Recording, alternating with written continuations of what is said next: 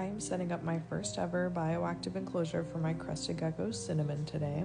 Cinnamon's about 9 months old and I've been growing her out in a 12 by 18 terrarium, but I just now got this 18 by 18 by 36 because she has been getting way more active, so she's definitely ready for a much larger enclosure. So to start off this enclosure, I wanted to do the background first.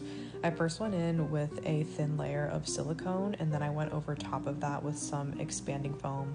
Both of these are safe for crested geckos once they cure, by the way. Once I had the background covered in expanding foam and it was still wet, I inserted my pieces of cork bark where I wanted them and added a bit of substrate over top. I gave this about 8 hours to cure, and then I stood the tank up and started working on the drainage layer of my terrarium. This was basically a mixture of different clay balls and then some mesh over top to separate it from the rest of the substrate that I have going in here. This particular substrate I'm using is Eco Earth. You can get it at your local pet store, but I also mixed in some orchid bark and sphagnum moss just to make it a little bit of a chunkier mix. I really wanted to use manzanita wood for this enclosure, but my local pet store only had grapevine, unfortunately, so I did go with that.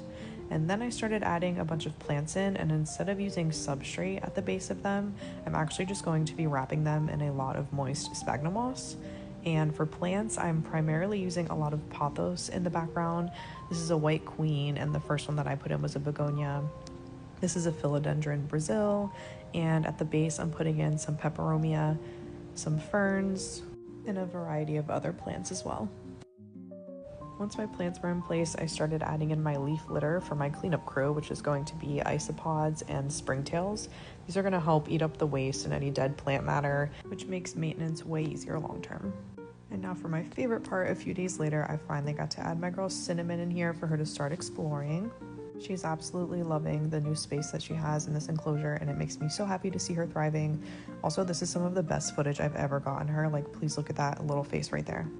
She's literally so cute. I can't. Anyway, this is my first time ever doing a bioactive setup, so if you have any questions, let me know. If you have any tips, let me know. I'm sure there are better ways to do things than the way I did in this video that I'm just not aware of yet, so I would love to hear your guys' suggestions, but I hope you like it.